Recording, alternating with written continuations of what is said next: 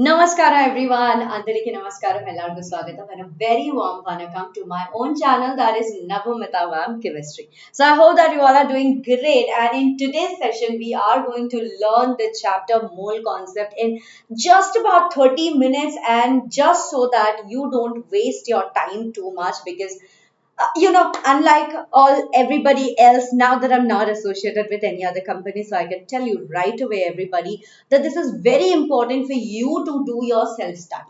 Yes, I understand that once or twice you must have gone through this chapter, and right now if I just tell you the concept very very fast, it will still register in your head, right? For the 2026 JE students, of course I will be making one shots which are really really detailed and elaborate in manner, but please let's understand that you do not have so much time, so spend just 30 minutes or so for this particular chapter and for all the other chapters. In this 30 minutes I will be making sure that you are clear with each and every concept, and after that tomorrow we will be doing 100 PYQs marathon, so you will get to use the concept from the mole concept, and you will be able to master it better.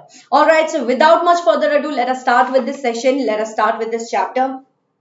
And as you guys told me that, ma'am, keep the name as Concept Crisp. Yes, I'm going to name the playlist as Concept Crisp. All right. So let us start with the chapter. Now, in this chapter, the first and the foremost, the very, very important thing is this Y diagram. Because once you know this Y diagram, you will be able to find out any formula. You will be able to find out anything or any term from just one particular term. So this is very very important, trust me, this is going to be absolutely useful for you. So suppose you are given the number of moles. Yes, if you are given the number of moles, and let's say that you have to calculate the mass of substance, what you want to do is you need to multiply the number of moles with molar mass. All right, now suppose you are given mass of a substance and you have to calculate number of moles, then what is it that you are going to do? Then you will be dividing it by molar mass. Yes, seems quite easy peasy biryani tasty, is that right everybody? Yes, absolutely. All right, now let's come to this side. Suppose you are given number of moles and you have to calculate the number of particles.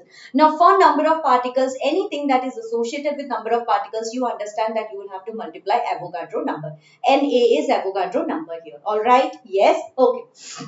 Now let's come from number of particles. If you are given number of particles, आपको number of particles दे दिया हुआ है, and you have to calculate number of moles. How will you do this? Very easy. You just have to divide it by Avogadro number, as you all can see. Apart from this, now take a look at it. So you have number of moles here. From number of moles, let's say that you have something in gaseous state. Then what are you going to do? इसमें यहाँ पे what do we have to do? We have to, let's say, find the volume at NTP. NTP is normal temperature and pressure. What is STP? STP is standard temperature and pressure. What is NTP? NTP का मतलब होता है normal temperature and pressure. यहाँ पे what you have to do is, if number of moles is given and you have to calculate the volume, then you are going to multiply it with 22.4 liters. Now suppose you are given volume at NTP and you have to calculate number of moles, then what are you going to do? Very simple, very easy. Yes, you guessed it right. 22.4 liters divided by 22.4 liters, and that's it. So this simple diagram is called as Y diagram, which is absolutely useful wherever you want to calculate, and also understand that mole concept is the very fundamental chapter. यह इतना जरूरत है, ये इतनी जरूरी होती है ये चैप्टर कि in fact in each and every chapter you will be finding the usage of mole concept. So study it very very well. Okay, pookie. All right. Moving ahead. Now let's understand chemical reactions. See, I am not going into the very basic details of what are atoms, what are molecules, because I'm guessing that you already know what are atoms, what are molecules. But let me quickly go into chemical reactions. So chemical reactions क्या होते हैं? What are chemical reactions? बच्चे, as you all know that in a chemical reaction, you have atoms, right? Now the atoms, they are going to go for rearrangement. What happens in a chemical reaction? Rearrangement of atoms, nothing else. You do not have any new formation of atoms, any new formation of anything. Molecules, yes. But how so molecules? Because atoms are getting rearranged. If atoms are getting rearranged, obviously new molecules will also be formed. Is that correct now? Now atoms, they form different molecules. They may be even same molecules sometimes, but they rearrange themselves to form new molecules. Is this clear? Now when you have a chemical reaction, yes, you are going to move towards stoichiometry, correct? What are you going to move towards from chemical reactions? You want to study the chemical reaction. You want to find out that how much amount of a substance A is reacting with how much amount of substance A to produce how much amount of substance C, है ना? You would like to study because hey, this is chemistry.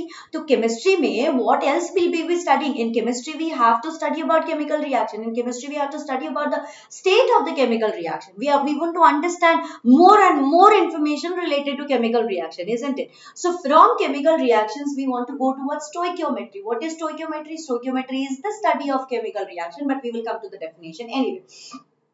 Now, from chemical reaction, when we want to study stoichiometry, you have to understand one thing, that there are two possibilities that you can follow. What can you do? You can follow two possibilities. Either you have the balanced chemical reaction. Yes, if you balance the chemical reaction, then you know what method you will be following. You will be following the mole method. Okay, that means that you analyze the moles that are reacting, that are forming, that are combining to form something new. Understood this? Yes. Or see, I know we all want to study, we all want to get our dream and everything, but yet we don't really want our life to be very tough. Is that correct? हम में से कोई भी नहीं चाहता है कि हमारा लाइफ बहुत ज्यादा टफ हो जाए. We don't want our life to be very very tough. And in that case, would you like to balance the chemical equation? I understand that all of you must be thinking that, ma'am, if only we don't have to balance, if only we didn't have to balance, life would have been so much easier. Exactly. So if you don't want to balance, you can always follow the second method wherein you don't have to bother about balancing, because the number of molecules in a reaction, it does not need to be conserved. And here you follow the See, look at this. What does it say? It says the number of molecules in a reaction need not be conserved. And what is this POAC that I have written? POAC ka matlab. Okay. What does POAC mean? POAC means principle of atomic conservation.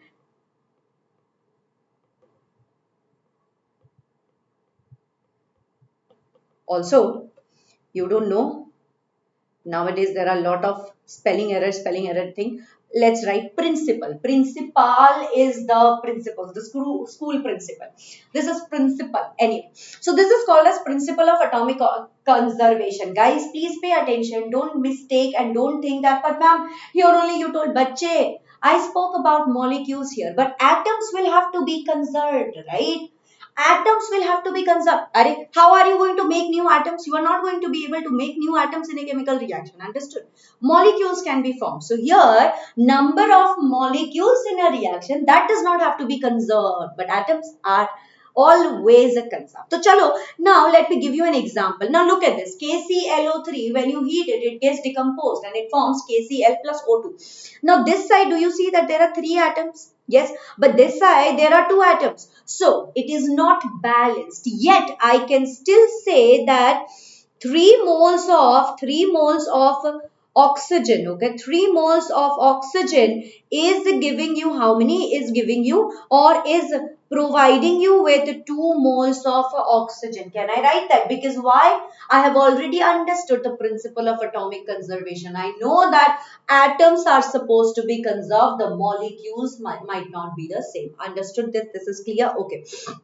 And clearly from this equation, we understand, it is evident to us that the sum of the masses of the reactant of the atoms in the reactant side, it has to be equal to the sum of the masses of the atoms on the product side. Therefore, I can write that 3 moles of oxygen from this side, it is supposed to give me 2 moles of oxygen. Yes, and this is the law of conservation of atoms, and it is also called as the law of conservation of mass. Yes, everybody, are we all clear with this? Amazing. Now let's get into stoichiometry. Okay, what is stoichiometry? Acha, by the way, Those students who will be complaining that, ma'am, you to wrote everything and now you're just reading from the slide. Let me tell you, bacha, you don't have the time to, you don't have enough time to spend it on 7 to 8 hours of lesson. So stop complaining and start studying. Once you go through this video, study this chapter again, write down only one page A4 size note, just one page. And once you are done with that, when tomorrow you come for the classes, when tomorrow you will come for the marathon, you will understand that you are easily able to apply the concept and solve the question. And if you still don't believe me, you think that I do not know how to teach, don't worry about it. I have taught, I have a 5 years, I have a 6 years of experience in teaching chemistry, everybody. So if you still think that where have you seen me, you haven't seen me, just go to Vedantu J English channel. In that you will find where I have written the notes and then I taught you. But that takes 5 to 6 hours. You don't have that time. And me as a teacher, if I would have taught you in offline, in school, I would not be calling you for classes. But I understand that there are always doubts. So that is why clearly explaining everything in a short time. Okay? All right, chalo. So now let's understand what is stoichiometry. Because stoichiometry is basically, like I told you, the study of chemical reactions. Okay, study of chemical reaction. But after studying the chemical reaction, what are we going to do? Just study it and like, okay, potassium, chlorine, oxygen, they are reacting and then they are decomposing and then they have a potassium and chlorine ka compound. There is some oxygen also. What? After studying it, what? Arey baba, chemistry, physical chemistry, calculations will also be involved now. Huh? Without calculation, how dare you think that chemistry is complete? Not at all. So the study of chemical reaction and calculations related to that chemical reaction, that is called as a stoichiometry. What is it called? Stoichiometry, everybody. Okay, this is called as your stoichiometry. Now, the coefficients. What are coefficients? What are coefficients? Coefficients are the numbers that you place before a compound. Yes, the coefficients are the numbers that you place before a compound or a molecule in a chemical reaction. So the coefficients, what do? They balance the reaction, okay? And when they balance the reaction, that's when we call them as stoichiometric coefficient. Now, the stoichiometric coefficients, they give you a couple of information related to the chemical reaction. What are the information that it gives you? It gives you one information, that is the stoichiometric coefficient. It gives the ratio of molecules or moles that are reacted. No, do not make a mistake here. Please listen to this carefully.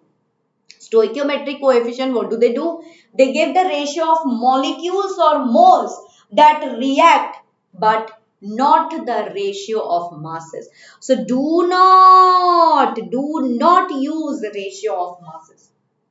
What is it? It gives the ratio of molecules or moles, not ratio of masses.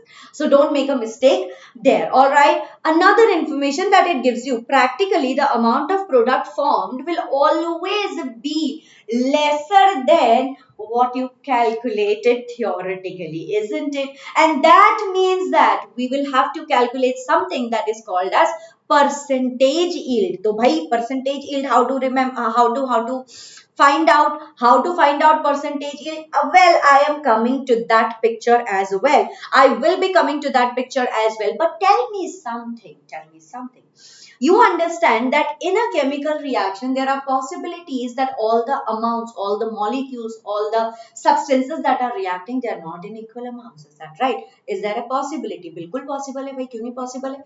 बिल्कुल हो सकता है. That is absolutely possible. And if that is possible, then you tell me, what will it depend on? Now, before you look into this term, okay, this is a very, very homely way to understand what is limiting reagent. So let's understand this. Suppose you have sausages here, okay, and for each of our sake, let us consider this to be wet sausages. Although, what do you mean by wet sausage? It is to never exist, but anyway. So you have 1, 2, 3, 4, 5. You have 5 wet sausages.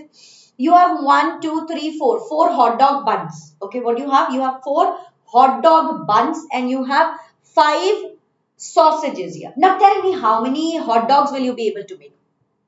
Isn't it true that you will only be able to make 1, 2, 3, 4, 4 hot dogs only? Why?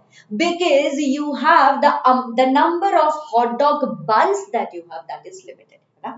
Yes, the number of hot dog buns that you have वो तो limited है, and because of that, even though you have this in so much amount, this is an extra amount, you will still not be able to make as many hot dogs as this is in there. So what is becoming your limiting reagent? What is stopping you from making 5 hot dogs? कौन stop कर रहा है? कौन रोक रहा है आपको? Who is stopping you? It's the buns. So that means that can we call them as a limiting reagent? Yes, absolutely we can, right? So this is our excess reagent and this is our what? This is our limiting reagent. Is that true? Absolutely. Now look at this, okay? Now look at this. Now let's understand the definition, because now we will be able to understand the definition, isn't it? Yes. So the reactant which is less than the required amount, that determines how much product will be formed, and it is known as the limiting reagent. Who decided how much product will be formed? Obviously the hot dog buns here, right? The hot dog buns decided that hey, you can only have 4 hot dogs. You cannot have 5 hot dogs, right? And the reactant that is present in excess, that we like to call it as excess reagent. So is this very easy peasy and crystal clear for you to understand? Amazing, all right.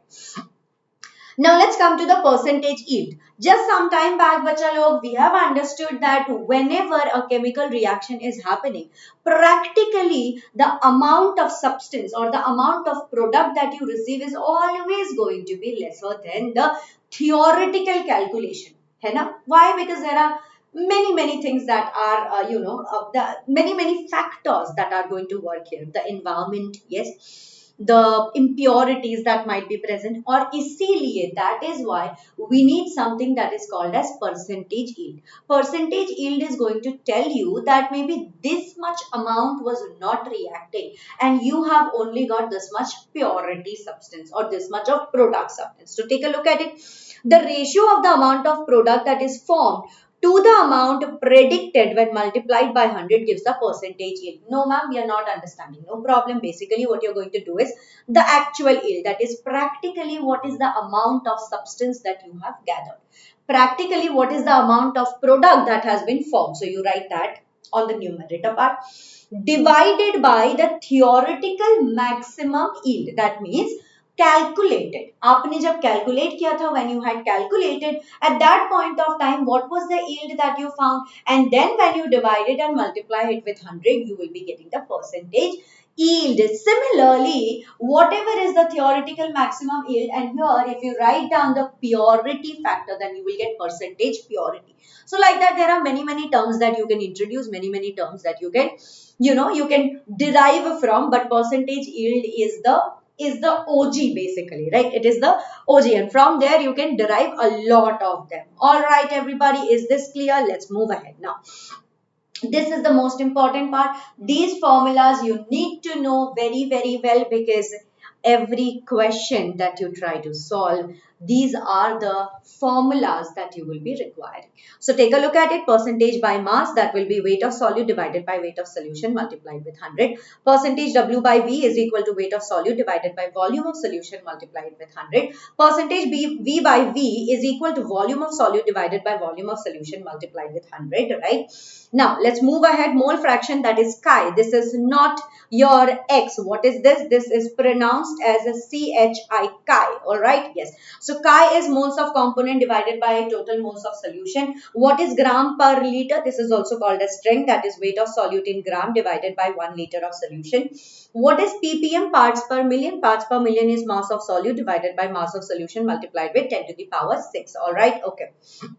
Now what is molarity? Molarity is moles of solute divided by volume of solution. What is molality? Molality is moles of solute divided by mass of solvent in kg. Now this is a very important terms, everybody. Number 9 and number 10. This is something that you must absolutely know, because related to this many questions we are going to solve tomorrow. Right now, how is molality and molarity related to each other? Molality is equal to molarity multiplied with 1000 divided by 1000 multiplied with density minus molarity multiplied with molar mass of solute. Okay. Similarly, how is molality related to the mole fraction? So take a look at it. Chi of B divided by 1 minus chi B multiplied with 1000 divided by molecular mass of the component. Okay, yes, molecular mass of the A component. Now take a look at this. Here also you will have chi of B can be written as 1 minus chi A, and 1 minus chi B can be written as chi of A, and from there you get this formula. So easy peasy formula, biryani tasty formula. Anyway, you will be getting this notes in my Telegram channel, everybody. The link to my Telegram channel is right below this video, so please take a look at it. Okay, now from here, everybody, we come across dilution law. By the way, why do you think that I have written here reactions in aqueous media? That is because if there are two solids, they will not be able to react with each other without a medium, right? Solids, they are non-incompressible and they're not very reactive because they don't have much space. So if you want solids to react, so that means that if you want solids to react, or basically if you want anything to know about the solids, you will have to dissolve them in water, and when you dissolve them in water, that is when these formulas come into the picture. Is that clear? All right, now let's understand something that is called as dilution law. Why we are just diluting? That means that we are only adding solvent. Now why do we have a law in the picture? Well, you have to understand that when you're diluting a solution, right, what are you adding? You are adding inherently, or always you are going to add here solvent. You do not add more solute when you are diluting. But if you want to make it more concentrating, then you are going to add more solute. Is that clear, everybody? Yes, absolutely. So take a look at it. When a solution is diluted, more solvent is added, and the moles of solute, the number or the amount of solute that you had present in the solution, that remains the same, because you're not doing anything with this with the solute, right? You are only adding solvent, my dear students. So that means the volume of the solution, that is changing. Yes, and if the volume of the solution is changing, I also have to write it down that M1 has changed from volume 1 to volume 2. So that means we can write that M1 multiplied with V1 will be equal to M2 multiplied with V2. Is this clear, everybody? If dilution law is clear, let's understand what is the effect of temperature on the solubility, or what is the effect of temperature on the volume of solvent. Do you guys understand that because we are talking about volume of the solvent, if I increase the temperature, what will happen and why does it happen? Understand this also. So you have solvent in the liquid state. Is that right? What do you have the solvent in the liquid state. So when you are increasing the temperature, what will happen? That from the liquid state, the tendency is to go into gaseous state, है ना? कोई भी liquid ले लो, आपने पानी लिया है, पानी को अगर आप हीट करोगे तो वो क्या बनेगा भाई? वाटर वेपर बनेगा.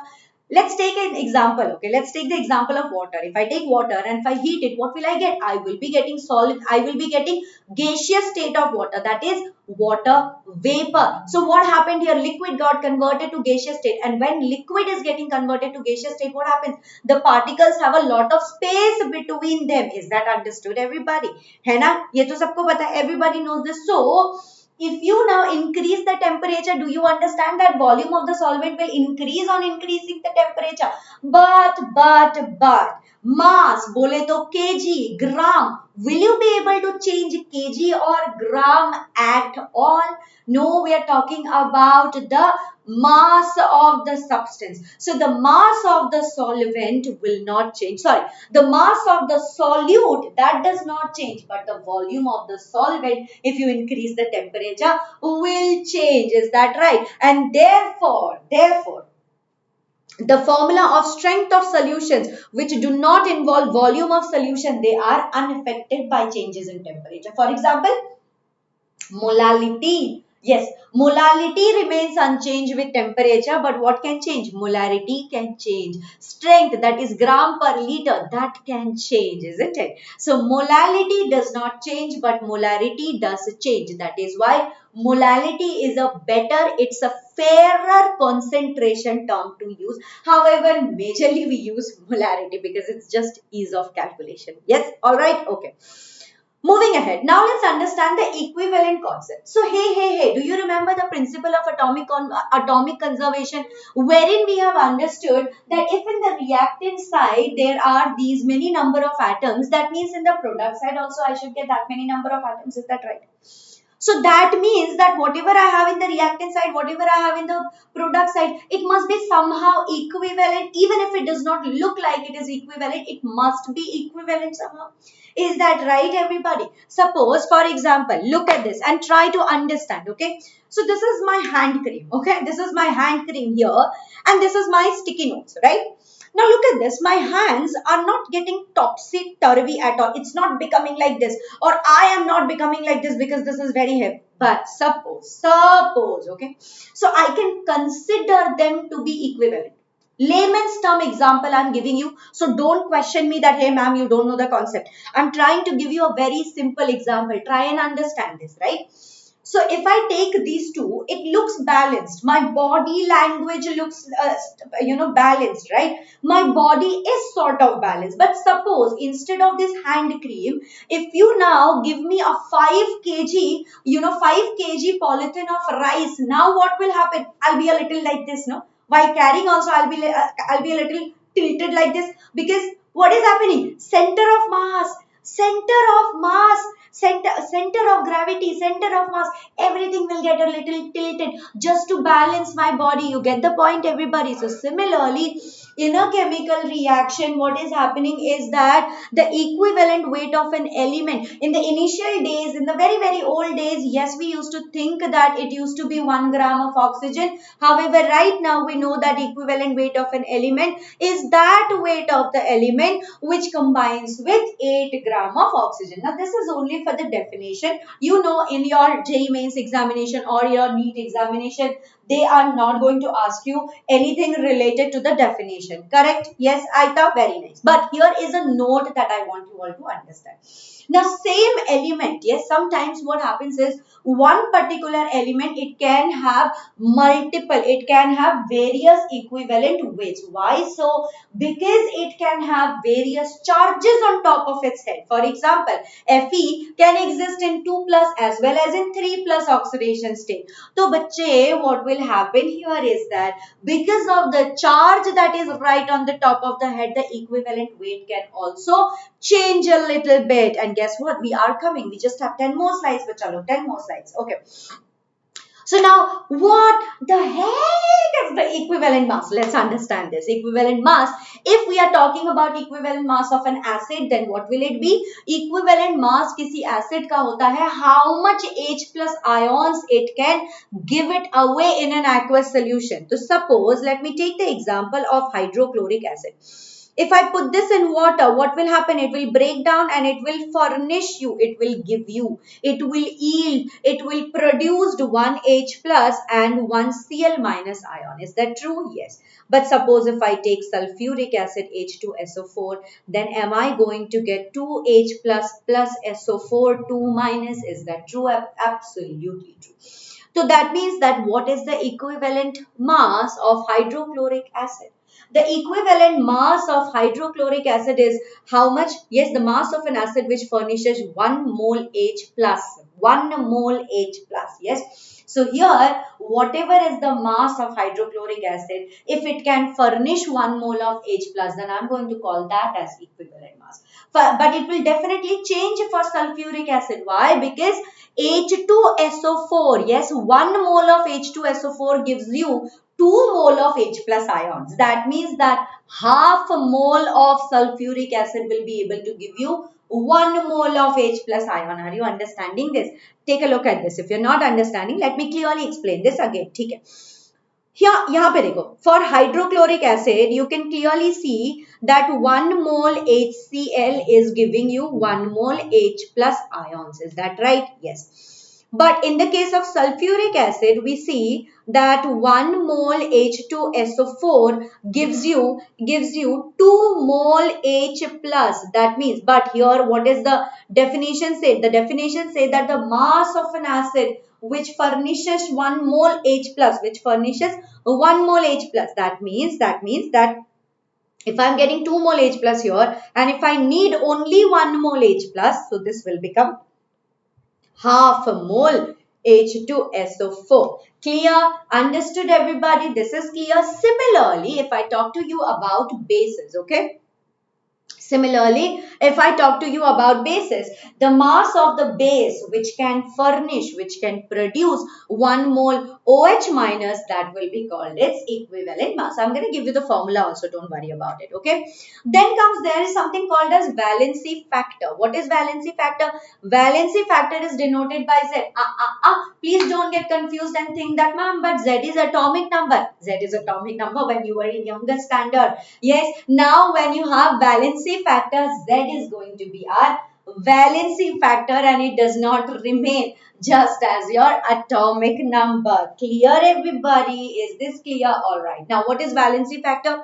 Valency factor is the number of H plus ions that is supplied by one molecule or 1 mole of an acid, or the number of OH minus ions supplied by one molecule or 1 mole of the 1 mole of the base. Now, E is what? E is your equivalent mass. So, E is going to be equal to molecular mass divided by Z. Okay, divided by Z. So, valency factor is the number of H plus ions. So, what will be the valency factor of hydrochloric acid? 1. What will be the valency factor of sulfuric acid? 2. What will be the valency factor of NaOH? 1. What will be the valency factor of CaOH? 2. Understood? Clear? Alright. Now let's take a look at the equivalent mass formula. I understand my handwriting is a little weird, so it will be a little tedha medha, but just get done with it. Don't worry about it so much. Okay? Don't worry about it so much. So take a look at it.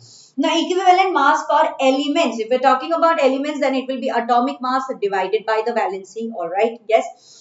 Equivalent mass for acid, it will be the molecular mass for the acid. Now look at hydrochloric acid. What will be? What will it be? 35.5 plus 1, 36.5 divided by basicity of acid. So 36.5 divided by 1. Hydrochloric acid can furnish only 1 mole of H plus ion. So basicity of acid will be what? What is basicity of acid?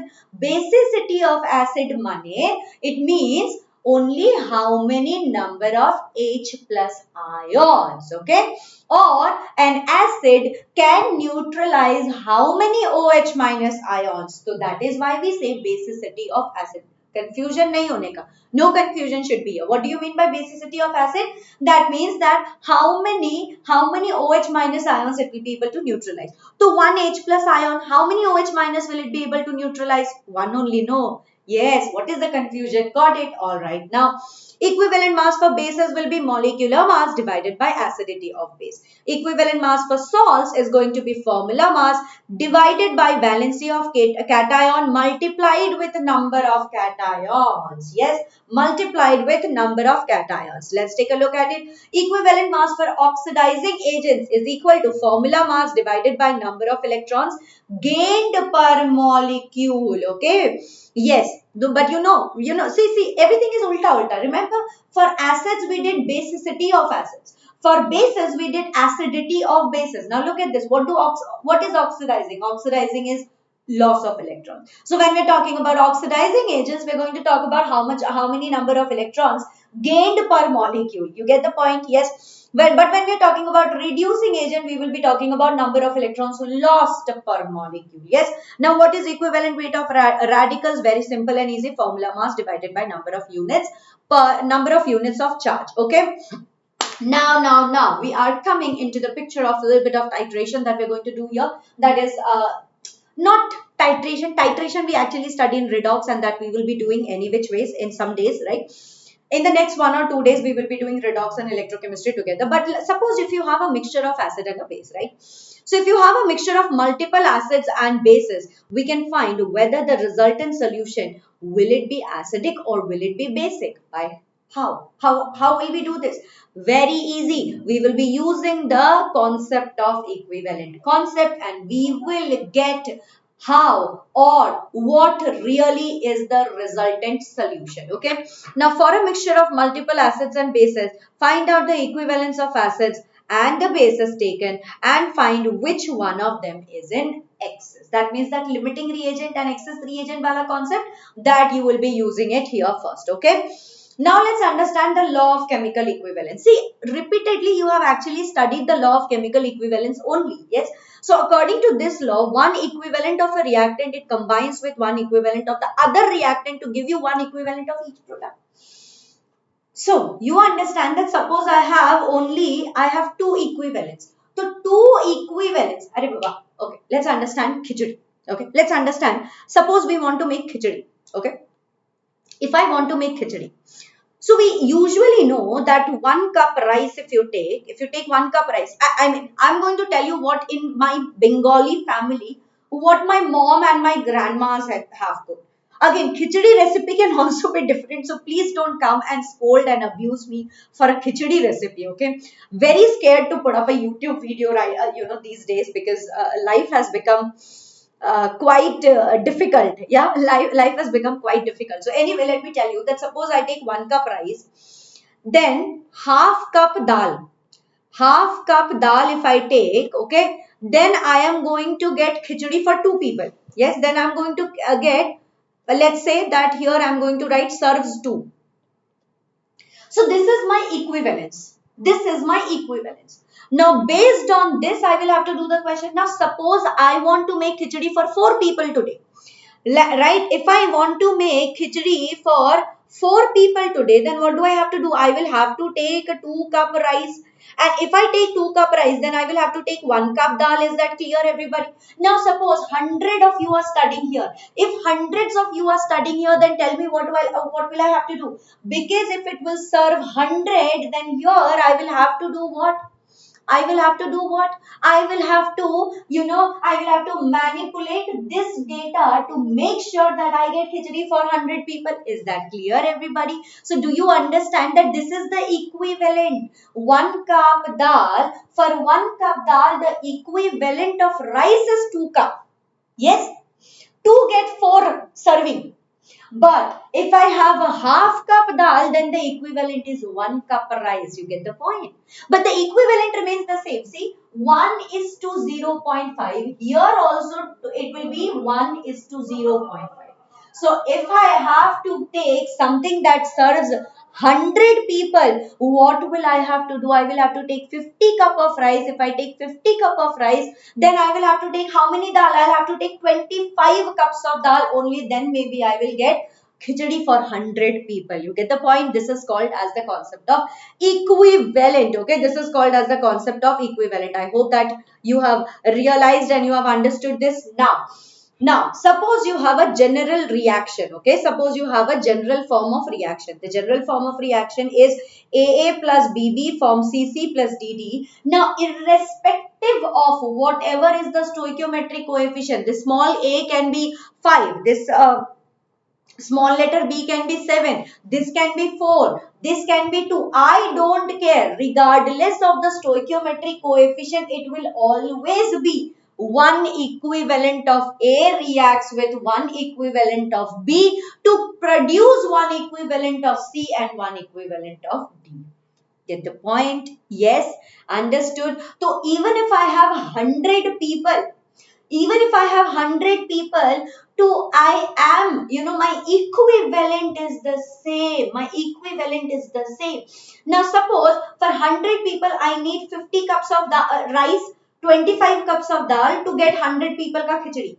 For one person, how much will it be? For one person, it will be half cup of rice and it will be 1 by 4th cup of dal that will give me the khichdi for one person. So even among the 100 people that you have, if you take a look at each person's plate, then the equivalent is the same. The equivalent is still half cup rice and 1 by 4th cup dal. You get the point? Yes, that is what is your law of chemical equivalence. Understood, everybody? Now let's understand equivalent weight of salts. What does it say? It says that the charge on the cation or the anion is basically the equivalent weight of salts. Okay, so the mass of the cation divided by the charge on it is called the equivalent mass of the cation, and the mass of the anion divided by the charge on it is called the equivalent mass of the anion.